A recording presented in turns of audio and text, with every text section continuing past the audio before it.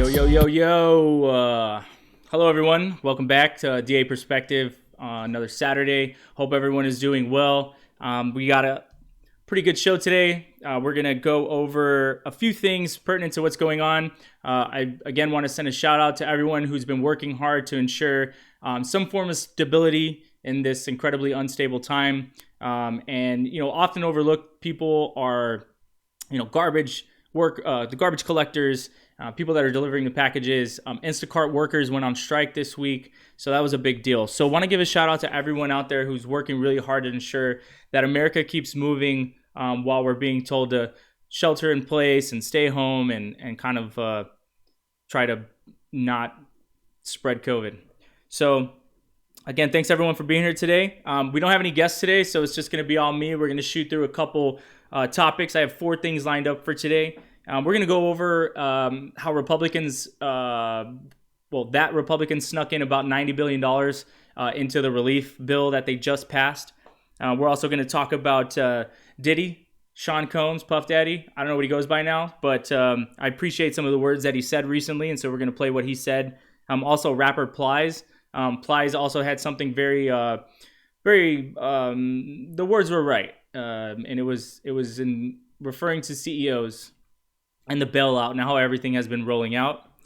We're going to look at Mike Pence and Obama kind of both doing the same thing in different ways and kind of connect that to how our elected officials are running without any direction or oversight. And then we're going to end with Tupac Shakur. So if you've heard some of these stories, ideally, you'll get maybe a different perspective on the same story, or maybe I'll just be corroborating what you've already learned and knew, and then that means that we're all sharing the same story with accuracy, and so that's good. All right, so let's jump right into it. I'm gonna pull up. So I want you all to watch this video. This video is from 2018, right? And the individual in the video is going to talk about his finances. He's a millionaire, and he's going to refer to his 2016 finances. And so you're saying, well, it's 2020. Well, what bearing does this have now? And I'm using it because it still actually has some bearing now with the tax code. But it's also, I want to show the trend and the pattern of the things that had been happening and are continuing to happen, and how the wealthy just continue to get wealthier and not essentially pay their fair share. So let's go through this video now.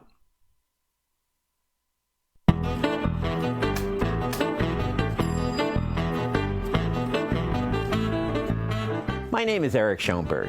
I'm a member of the Patriotic Millionaires, a group of wealthy Americans deeply concerned about our country's growing concentration of wealth and power. I can't show you how I benefited from the new tax law yet because most of the rules won't be in place until 2018. But I did bring my 2016 tax return with me. In 2016, my wife and I had an adjusted gross income of just over $1,050,000 and paid $180,000 in income tax. In 2016, if the tax rules had been in place, I would have saved roughly $50,000 on my tax bill. About a third of my total taxes would have gone down. This bill will save me money year after year on the order of tens of thousands of dollars, if not more. Maybe you don't mind that lots of rich people are having their taxes slashed as long as your taxes are a bit lower too. But just remember that the United States is borrowing every single dollar of those tax cuts. And all the evidence suggests that when Republicans decide we need to pay that money back, it won't be the rich who are asked to sacrifice. Right? So when they initially pushed this through, one of the main talking points that they were saying was everyone's taxes are going down, right? And if you remember, there was a bunch of working class people who saw a mild increase or decrease rather in their taxable income rate. And so they were like excited, right? I mean, you're getting taxed less, but as you can see, it's kind of like it was how do we say this? It was some form of mild illusion to get you to just kind of be complicit in allowing it to happen and not even trying to challenge it. And as he ended, one of the things that ties in now into to all this money that's being thrown around for the payment protection, for the other bailout packages that are going around, this is not free money. any economist in the world of all forms of economy that they believe in, there's different types of economies that they believe in, but they all have the same premise or idea. They can all more or less agree on the idea that there is no free lunch, right? So right now, while we're all getting stimulus checks and bank loans for businesses and just all kinds of relief packages that are being thrown out now, there's no free lunch. So if you have kids out there, if you have children, I found this on the web. Nice. If you have children, it's imperative that you pay attention to what's happening right now, because your children are going to be the ones that are paying for this deficit that we're running up even higher. And you know, I'm in a place where I take pop shots at both sides of the fence.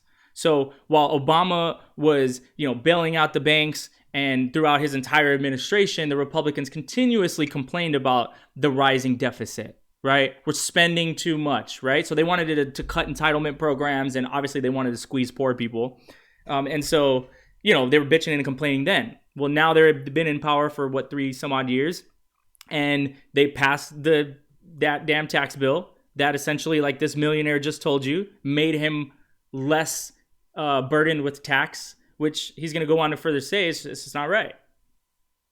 The Republicans were very careful in the way they crafted this plan. In 2018, the majority of American taxpayers will, in fact, save money. But because the way the tax rules are written, the tax savings for individuals get completely eliminated in 2025, whereas the savings for corporations, and therefore rich people, are permanent.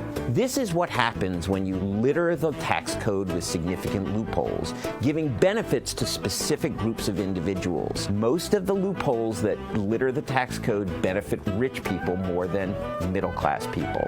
And the single greatest loophole that benefits the rich is lower rates on investment income than on labor income. So yeah, lower labor income tax, investment income tax than on labor tax. So you as the worker, the labor tax is on you, right?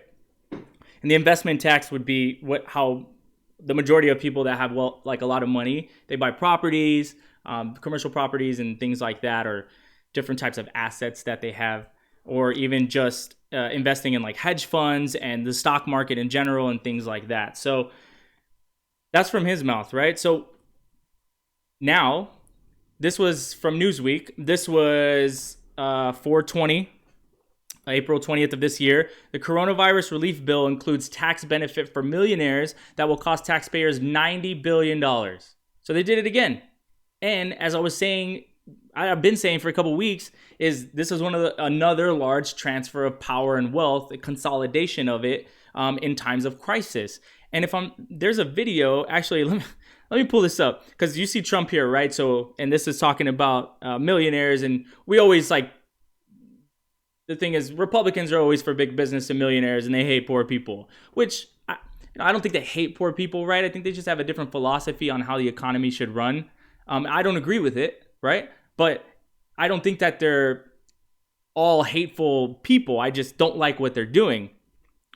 But let me show you how it's like, this is the mentality of elected officials. Yes, it was Hillary Clinton. Let's see if we can find this video real quick. Take a little pause here. Here it is. So this is Hillary Clinton talking to Joe Biden literally a couple of days ago. Yeah. That is wrong. It is fundamentally wrong. It is against our moral values, every religious value that I'm aware of. And yet you're 100% right that this administration, this White House, as we speak, are still trying to strip the Affordable Care Act. Now, and let's remember one other thing, and I don't think this has gotten enough attention. President Trump is on the record from his trip to Davos in the Swiss Alps of saying that it was time to go after Social Security and Medicare. So, you know, this is a high stakes time because of the pandemic, but this is also a really high stakes election. And every form of health care should continue to be available, including reproductive health care for every woman in this country. And then it needs to be part of a much larger system that eventually and quickly, I hope, gets us to universal health care. So I can only say amen to everything you're saying, but also to, again, enlist people that this would be a terrible crisis to waste, as the old. This would be a terrible crisis to waste. What does that even mean? That's how these people think, right? They think that these are the best times to implement their agenda. Both sides, Democrats, Republicans, both sides think this is a terrible crisis to waste. So going back to the coronavirus relief bill, the Republicans snuck in, but hey, again, Republicans weren't the only ones that voted for this thing, right? All Democrats voted for it, to include the progressive Democrats, right? The people who are literally conceding to Joe Biden right now. So inside the historic $2.2 trillion tax relief bill, a tax change came. More than 80% of the benefits from the new provision will go to Americans earning more than $1 million annually, according to a report by a nonpartisan group, Joint Committee on Taxation. Less than 3% of the benefits from the change will go to people earning less than $100,000 a year. They did it again. They're just pulling it all over our eyes while we're not looking. Here we go. We got Democratic senator just blustering here, just talking. It's a scandal for Republicans to loot American taxpayers in the midst of an economic and human tragedy. Cool. So why'd you vote for it? Did you vote for it? Let's see if Sheldon Whitehouse voted for it.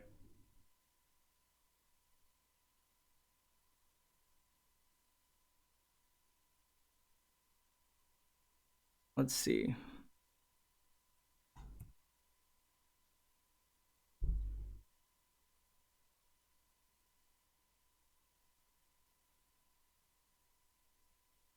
$2 trillion stimulus economic package.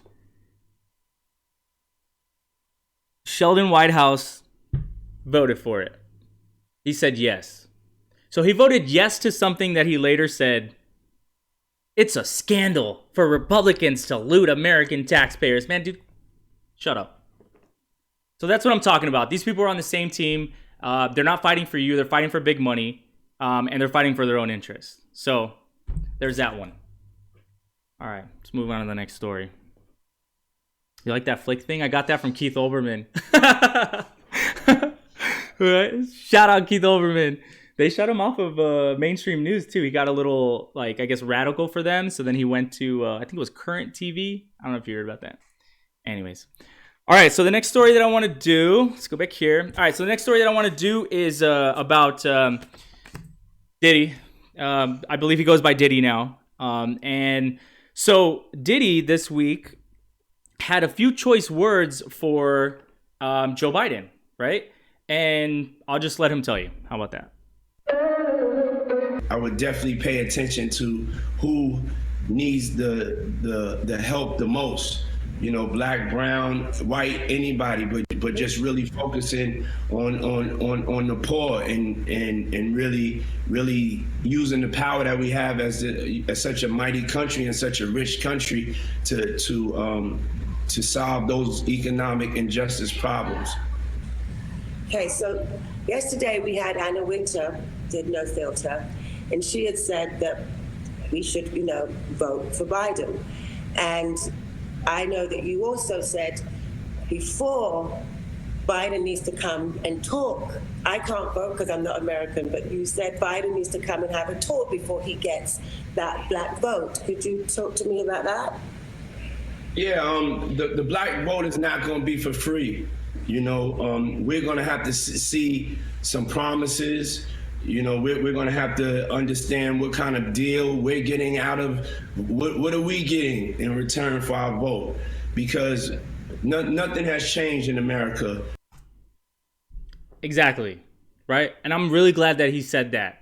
Normally, I have this issue with celebrities and these figures because they don't do these things ever, right? I mean, they kind of do like very mildly, sprinkles here and there, right? Like he did rock the vote and stuff a lot when, a couple years ago. I remember that. That was dope. But for the most part, they don't do this, right? Right now, everyone is saying, vote blue no matter who. Donald Trump, worst thing in the world. We got to get rid of him, to include Bernie Sanders, right? And I personally don't agree with that mentality. I don't want Donald Trump to be the president anymore. But I don't want mob mentality to rule, right? What mob mentality of vote blue no matter who because this is the worst enemy in the world. You know what that does? We literally just talked about how both sides of the fence, the Democrats and the Republicans, both voted for a bill that either they didn't read or they knew that these provisions were in there that was going to fuck the middle class and the lower socioeconomic persons in America. Again, they knew it. And they all still voted for it. So when I vote blue no matter who, I'm losing all the power that my vote has. So don't tell me that my right as an American comes with a vote that matters and then tell me who I have to vote for. And to be completely frank with all of you, having served in the military and deployed in defense of my country, along with many other like incredible Americans that did way better things than I've ever done in my entire life. We didn't do all of that to come back and be told who we need to vote for. So stop doing that. For Black America. And in order for us to vote for Biden, we can't be taken for granted like we always are because we're supposed to be Democrats or because people are afraid of Trump. It's whoever's going to take care of our community. Our vote is not for free. Whoever wants to make a deal, it's business at this point. Yes, it's business at this point. These are our lives, okay? We've been waiting for far too long. Last week I talked about MLK being told by the 8 clergymen in Alabama when he went to Birmingham.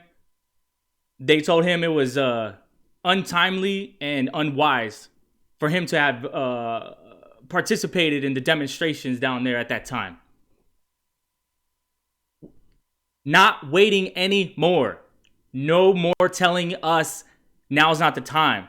We will hold our vote hostage, as Diddy said. I don't know if it was in this tape or the other one, but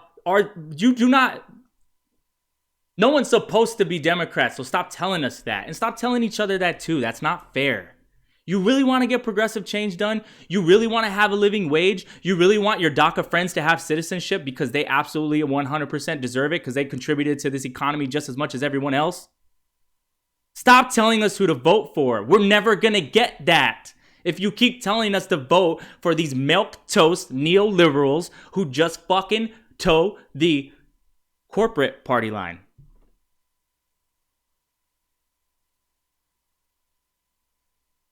So that's my take on the Diddy part. I want to transition to Plies. Plies also has a message. And again, in the same breath, I appreciate these people using their position, their voice, their positions of power, if you will, to voice sometimes unpopular opinions or to just really call it out for what it is. And, I'm just going to let it ride. I woke up this morning and I thought about it. I said, yeah, all this shit about we the richest country in the world. I get all of that. That's okay. But what I don't get, you tell us 100,000 people gonna die from this pandemic. Only 3,000 people done died so far. So that means 97,000 more fucking people gotta die. And you got people out here still on the fucking front line working. Whether they at Publix, whether they at Walmart, whether they work at the bank, airline stewardess, or fucking doctors. People out here on the front line still risking their fucking life while you CEOs home quarantining with your goddamn family. Is he lying? Do you think he's making that up? He's not, right? Because you know that that's the truth, because we're all feeling that. All these people are on the front line working, right? While people who have salaried positions, right? People that work at corporations, and not even just the CEOs. He's talking about the CEOs, right? But there's more than that. The people that work in all these salaried positions, they're also kind of just, they're chilling. right? And I applaud those who are doing the right thing and actually, like, you know, spreading the good word about supporting these other people. But he's right to go directly for the CEOs like Amazon, right? People who were forcing these individuals to work in these warehouses, to include Smithfield in the meatpacking industry and all that stuff, right? I get that we needed to keep America moving, and I understand that as Amazon, this is your primest time, pun intended, to be operating. We're all told to stay at home, so naturally our best choice to get the things that we need is to order them online, right? And to have them delivered. I get it. But figure out a way to do that because you are one of the largest businesses in the history of the world. Figure out a way to do that and protect your workers, right? And then if you can't do that, then shut it the fuck down. It is not for my 2-day Prime shipping, right? For everyone's 2-day Prime shipping, I don't want anyone to die so that they can get an HDMI cord in 48 hours. It's fucking ridiculous. I'll let Plies finish. He only has 20 more seconds. And all I'm saying is, if they gonna risk their fucking life, pay them like they fucking risking their life. You don't risk your fucking life for no $9 an hour, no $11 an hour. Maybe not even $15 an hour. You know, when I was in the military and they sent us overseas, we got what was called hazardous duty pay. Because we were working in fucking Iraq. I would like to see the same gesture extended to these workers, right? Wendy's, McDonald's, the grocery stores, the warehouses, the meat packing, and all these are now hazardous areas. Are they not? Pay them. Like he's saying, pay them. No fucking $30 an hour. Pay them like they fucking risking their life. So yeah, pay them like they're risking their life, because really they are. These people really are, and they deserve it, right? And you know what? Just pay them. All right, so let's move on. So I want to talk about, we're going to go jab some more at the politicians. So this week, Mike Pence made the rounds, visiting COVID patients and just genuinely being an asshole as usual. So let's see what that looks like. So here's Pence at the Mayo Clinic. There's not much audio on here, so don't worry about it. So here's Pence at the Mayo Clinic. Oh yeah, let me just elbow bump you, but like talk to you and spit in your face the whole time. So he, here he is. Everyone else clearly is wearing a mask, right? Yeah, finally testing around. Turn this up a little bit. So here he is giving a little Mayo Clinic little talk. It's like Mike Pence. Mayo Clinic. I'm so concerned about everyone dying. Homeboy right here to his right. My right, his right. Wearing a mask. We got another homeboy wearing a mask. We got homegirl, another homeboy, another dude. All these people in the room are wearing a mask. What makes you so goddamn special that you don't have to wear a mask? It's just ridiculous. Like, this is the mentality of these people. This is what I'm trying to tell you. These politicians are just out of touch with reality, right? They no longer are any resemblance of the humans that most of us are. Like, most of us are like grounded, normal humans, right? I don't have the luxury of just walking into the Mayo Clinic and not having to wear a mask. They would definitely make me wear a mask. Right? So I'm bringing this up because Mike Pence caught a lot of flack for going against what everyone is saying that we all had to do, right? And especially the damn Mayo Clinic. The Mayo Clinic shouldn't have let him in there, to be completely honest. We're like, well, he's the vice president of the United States. That motherfucker shows up at my door without a mask. I'm not going to let him in. Now, Secret Service might have another take on the matter, but... All right, so bringing it back to here. So, in contrast to Mike Pence, right? Here is this story. And again, I'm trying to be as fair and in the middle as possible between two extremes, okay? And when someone is saying something that I agree with, I got to give credit where credit is due. So here's Tucker Carlson, right? Mostly like OG troll type stuff, but you know, he has moments of clarity. On Saturday, former President Barack Obama went golfing at the Robert Trent Jones Country Club in suburban Virginia. He's a member there. Obama was driven to the course about 40 miles from his home in the District of Columbia by a government chauffeur. Here's a picture of it from Politico. If you look, you can see that Obama is clearly enjoying himself, and honestly, why wouldn't he be? It's beautiful out on the links and airy. You'll notice there aren't many people around, and that's because both Virginia and Washington, D.C. are still under quarantine. Everybody else is locked at home, as they have been for more than a month, but not former President Obama. For him, golfing at his country club was an essential activity. Now, 2 days later, after this picture was taken, the beleaguered residents of Washington, D.C. began to receive a public service announcement on their phones. The message had been recorded at the request of the D.C. government by Barack Obama's wife, the former First Lady, Michelle Obama. Here's what the message said. Remember, we urge you to stay home except if you need essential health care, essential food or supplies, or to go to your essential job. Is golfing essential?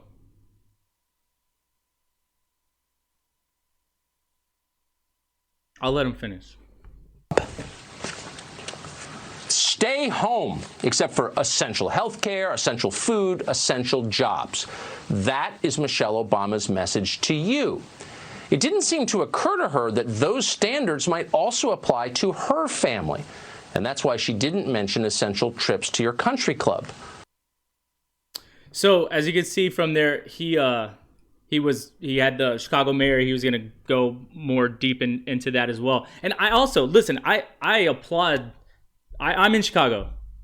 I like the mayor. I have a pretty fond affinity for her, especially. I mean, she's a mayor of Chicago. There's a bunch of different reasons that I could list why that's dope, right? Woman, her sexual orientation, just all those things, like for her to get to this level of status and power, and that's dope. But when you're wrong, you're wrong. And she got a haircut. She had someone, it was like when this all first started, right? She had her stylist come to her house and gave her a haircut, and people called her out on it. And she gave some kind of bullshit answer, right? And it was dumb. She should have just said it was dumb. I shouldn't have done it. It was dumb. You know what? I got beside myself. I'm a public figure. I really wanted to be presentable on TV, because that's really why she did it. She didn't do it because she, I don't think she did it because she thinks she's better than anybody else, but I think she took advantage of her position to do it, knowing that for other people to do it, it'd be hypocritical. She shouldn't have done it. But that's what I'm saying. When people get into a position of power, sometimes they just kind of lose sight and they forget what's really supposed to be happening. So you got Mike Pence not wearing a mask, and you got Obama golfing, and then 2 days later, his wife sends out a PSA to tell people to stay home. That's ridiculous. You're not better than us. You are us, and if you're not us, then, let's figure out a way to get these people out of whatever position of power that they still have. Stop covering Obama in the news, and vote in another administration in November so Mike Pence goes away. But I want you to translate this mentality to all of these other candidates, right? In your local, in your state, in your local municipality, right? If there's people in this next election coming up, you do a little bit of digging into them, and you see they just have this elitist mentality about them. They just think they're better than everyone else. Like the rules don't apply to them, and vote them out. Because we don't need them, because they are not better than us. All right. Next one, moving on. All right. So we're going to finish off today. Man, we're going pretty good on time, right? All right. So this last one, how to say this?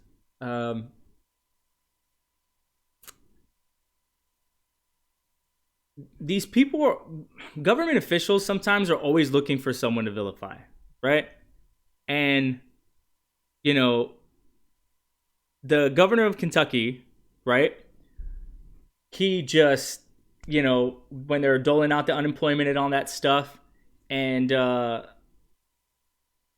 they're just always looking for someone to like make an example of, or to talk shit about how social programs are not good. And, you know, there's always people scamming the system. There's always a scammer. So no one gets anything because one person fucked it up for everyone. That's the mentality of these people. Drives me insane. As if they're not the ones scamming everyone the entire time anyways. They're pissed off that like maybe one person was able, or a couple people even, were able to get fraudulent anything for like a couple grand a year, when these people are able to get fraudulent everything in excess of millions and billions over the course of a couple years. So there's that. So anyways, this is about Tupac. He's alive, but just it's another person than who you're thinking. Damn, I should have worn my death row hat today. I didn't even think about it. Where's my death? Oh, it's okay. It's all right. Missed opportunities. I have one. You'll have to subscribe. Damn, I never do that. I hate doing that. Anyways, you have to subscribe to see me in the death row hat in another time. All right. Anyways, let's play this. Let's play this thing. So here's Homeboy being an asshole. Now understand that unfortunately, it's going to take a little bit of time in these, because a couple of bad apples can make this challenge that much more difficult.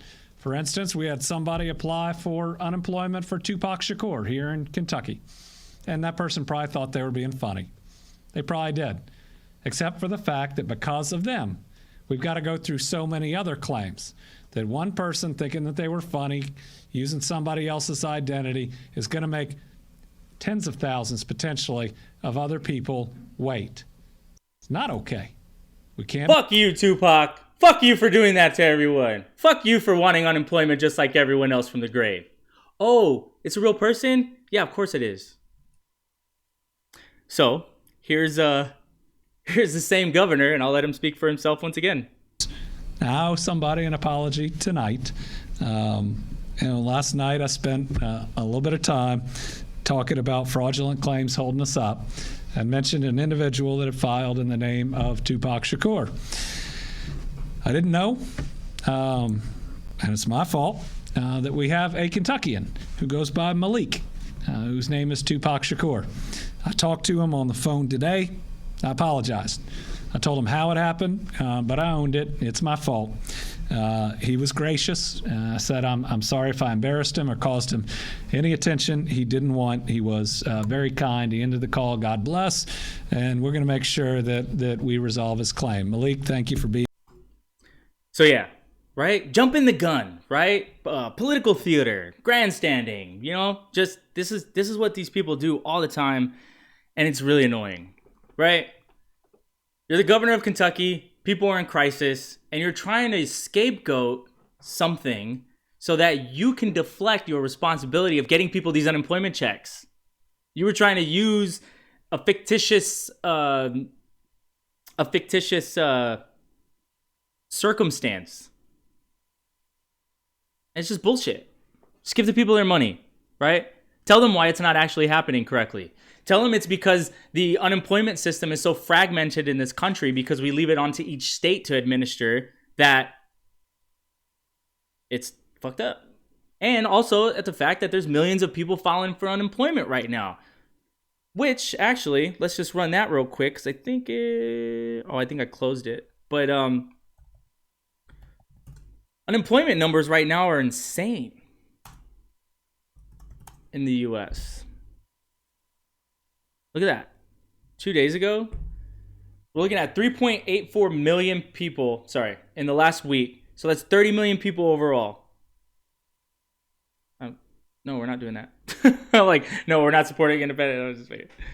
Yeah, either way, 30 million people are unemployed right now. It's crazy. It's insane. But the minuscule amount of fraudulent claims, as you're saying, that's not the problem. That's not the problem. Tell people what the real problem is. The real problem is that we gave all the money to the banks instead of giving it to the states to give to the people for their unemployment claims, right? There is a $600 top up on top of the local unemployment claims. So technically we gave it to them, right? But if the states don't have the resources necessary to administer these claims in a timely manner, then ask for federal assistance to bolster those programs in your state. Don't go on television and talk shit about an actual person who's actually waiting for relief. Give them what they need. So I didn't prepare remarks on this, but I was reading it, so I'll just kind of off the cuff go for it. But I was looking at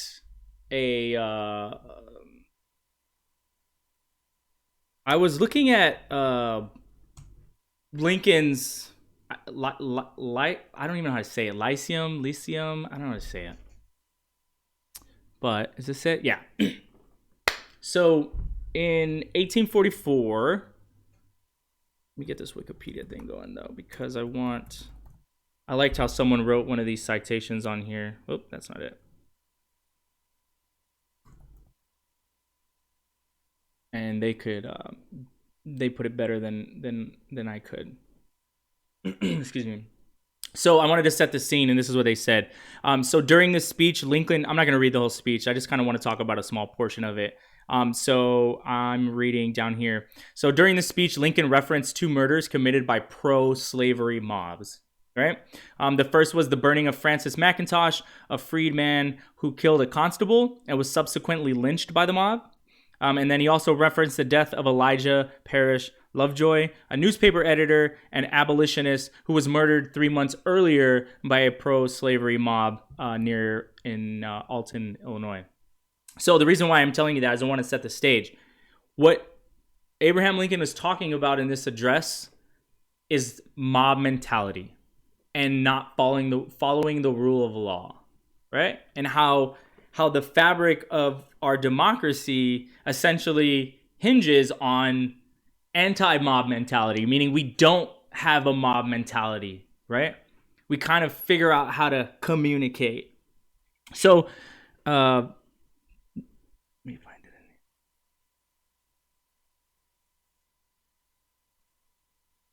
in here. So this is where I was saying I liked how they laid this out. So, one of the things that he warned about is a tyrant could overtake the U.S. political system from within, right? And I know a lot of you at home, you're really concerned. Like, you really feel like Donald Trump is the embodiment of a tyrant. And I don't entirely disagree with you. But I don't entirely agree with you either. But I get it, right? So this is what he's saying, and I'll read through this, and we'll try to unpack it. It is to deny what the history of the world tells us is true, to suppose that men of ambition and talents will not continue to spring up among us, right? That's fine. There are people who are incredibly talented, incredibly ambitious. They're always going to happen. They're always going to come in our lifetime. And when they do, they will as naturally seek the gratification of their ruling passion as others have done before them. The question then is, can that gratification be found in supporting and maintaining an edifice that has been erected by others? Most certainly it cannot. Many great and good men, sufficiently qualified for any task they should undertake, may ever be found whose ambition would aspire to nothing beyond a seat in Congress, a gubernatorial or presidential chair. But such belong not to the family of the lion or the tribe of the eagle. For themselves, not part of a tribe. What? You think these places would satisfy an Alexander, a Caesar, a Napoleon, saying these good people would thrive and flourish in these places, right? In our form of government? No, never. In the footsteps of any predecessor, however illustrious, it thirsts and burns for distinction. Think when Donald Trump came into office and it was fuck everything Obama. Fuck Obamacare, fuck everything Obama, right? Didn't matter how illustrious Obama's presidential administration was. Didn't matter of any of the good things that they did. He's talking about someone coming in and not being able to build upon the success of their predecessor and instead being more concerned with their own fame, their own, right, recognition. So he goes on to say,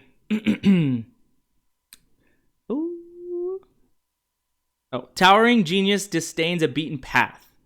It seeks regions hitherto unexplored, right? It wants to do all this other stuff, right? It doesn't want to go down a beaten path. Like, again, it doesn't want to build on the successes of others. It always wants to just do its own thing, right? It sees no distinction in adding story to story upon the monuments of fame erected to the memory of others. Again, new power comes in, doesn't want anything to do with previous power. So let me go down a little bit more. I'm just going to go to the last line because I want to kind of cut it short. So distinction will be his paramount object, and although he would as willingly, perhaps more so, acquire it by doing good as harm, yet that opportunity being past and nothing left to be done in the way of building up, he would set boldly to the task of pulling it down. Basically saying that everything that has been built for our that we know of as our government and our democracy, the laws and all these things, right? That someone could come in from within and just destroy it all.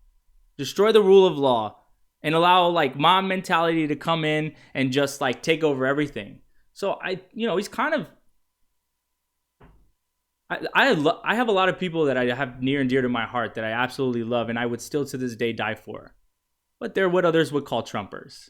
And now we don't politically agree with each other, but I love them and I appreciate that the majority of them, I would say all of them, that we're able to sit down and have a conversation of things that we don't agree on, and it doesn't get ugly. It gets a little tense, but like we come to that common place where we understand why we're having this conversation in the first place. We're all trying to save this democracy and just make it better. We're not trying to lose what's been built. There's a reason why everyone wants to come to this country. Well, not generalize. There's a reason why a lot of people around the world want to come to America, right? And there's a reason why America is what it is on the world stage. And as much as I challenge my government and I'm talking shit, I'm doing it because I love it, right? I'm doing it because I want it to be on the right path. I want it to do the right thing. I want the people leading us to be as righteous as possible without being like self-righteous and preaching and all that, right? Like, I just want them to do the right thing. So he says, this last line right here, he says, to prevent this from happening, to prevent this person, this tyrant from coming in and just destroying the whole thing. He says right here, to prevent this, Lincoln concluded, and this was someone's paraphrasing of the words that they wrote in Wikipedia, he concluded that there was a need to cultivate a political religion that emphasizes reverence for the laws and puts reliance on reason, cold, calculating, unimpassioned reason. Take your emotion out of your decision-making process. When some people told me stop with the Bernie or bust thing, this is what I was trying to tell them. That's how I make my decisions. With reason, cold, calculating, unimpassioned reason. Ugh, why can't I talk today? Unimpassioned reason. I didn't support Bernie Sanders because I liked the guy's haircut, right? I didn't like Bernie Sanders because I thought he was smooth as butter. I liked him because he was representing the ideas that I want to be part of the change I want to see in the United States. It was not a cult of personality. It was absolutely fantastic that he was like a cool guy, that he was mildly charismatic. It was nice to like him as a person and like him as a personality. That's a big part of what his appeal was, yes. But that was not the sole reason why I and others that I have talked to who supported Senator Sanders, that was not the reason why we were following this man. Because now that he's gone and now that he has decided that he no longer wants to be the leader of this movement, we're going to look to someone else. We're looking for someone else. Who is the next leader of this movement? Because this is not stopping. This push to move forward, this push to save people from the bad parts of government, from the failings of our elected officials, to save people from themselves even, because we've been voting for these people for so long. And so that's partly why I'm doing things like this. I'm trying to just open up your eyes and share with you the things that I've kind of seen for myself. And I also want to open a dialogue. I want to have a discussion. If you think the way that I'm connecting these dots is just far off and it doesn't make sense, then tell me that. Let's have that conversation. We're not going to get to a more perfect union unless we have a conversation about it. Just doesn't work without actually talking and trying to figure it out. So whether you're a person who supports the red team or a specific candidate or elected official for the red team, or you're a person who supports the blue team, or a candidate or an elected official who is on the blue team, when you make the decision on who you want to support in these upcoming elections, because I also want you to know there's more than a red and a blue team. There's an independent party, there's a libertarian party, there's a green party. And I know that traditionally these parties haven't garnered much power, but it's because we haven't given it to them. Power to the people. It's literally a real thing. And I know it sounds cliche, but it's so real. I could prove it to you. Let me find this real quick. Matt or Phalia. I don't know how to spell his name. Right here. Check it out. Power to the people. This is what power to the people could look like if we all finally did it. Let me make this a little bit bigger for you guys. Okay, so I know it's a little blurry and I know it's hard to see, but you see the red and the blue, and then you see like what is that? That's not brown. What is that? Pewter? Oh, is that tan? You see the tan? Tan is if there was, if did not vote had been a candidate, right? So this is what people forget. People forget that only 58%. Okay.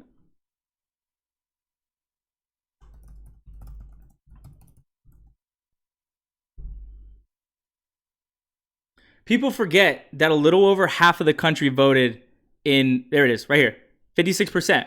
55.7% turned out to vote in the 2016 election. So half of a half is what's running our country right now. Half of a half is running our country right now. Do you realize that? Do you really realize that? That is why nothing is getting done. Because half gets in power. So 25% of the country controls 75% for 4 years, or however it works out, depending on who holds Congress and the executive branch and all that stuff, right? So in the 2016 election, where 55.7% of the country voted, if did not vote was a candidate, this is how the election would have gone. So please make sure you're registered to vote for the upcoming election. And please make sure you take a really long, hard think. That's such a bad way to end that sentence. Take a good, hard look at who you're going to vote for and why you're going to vote for them. And I'm telling you, like, I listen, I don't want to lose the Supreme Court seat either. I know RGB is getting a little up there. Can you put me on main? I'm done with this speech. Thank you. I know RGB is getting up there, and I want her successor to build upon, right, her successes and not tear it all down for their own gain. So of course I want, I personally want not the red team to win, because I see the judges that the red team puts up. And I've looked through the damn rulings of the Supreme Court, and I've read the damn the decision papers, the dissenting opinions, right? And to see on what lines that each justice, like, you know, their reasoning and like why they voted this way and that way, and they're just usually not in the direction that I personally would want, especially for progressive ideas to actually become a reality. So I know that unfortunately right now you're telling us that we have to vote blue no matter who.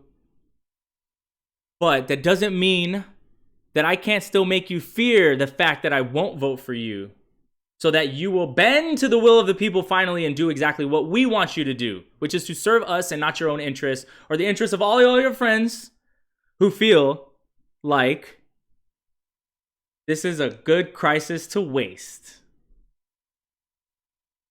So I'm just going to end it there. I appreciate everybody for tuning in this week. And definitely share with me your thoughts, feelings, and beliefs on anything that I've said.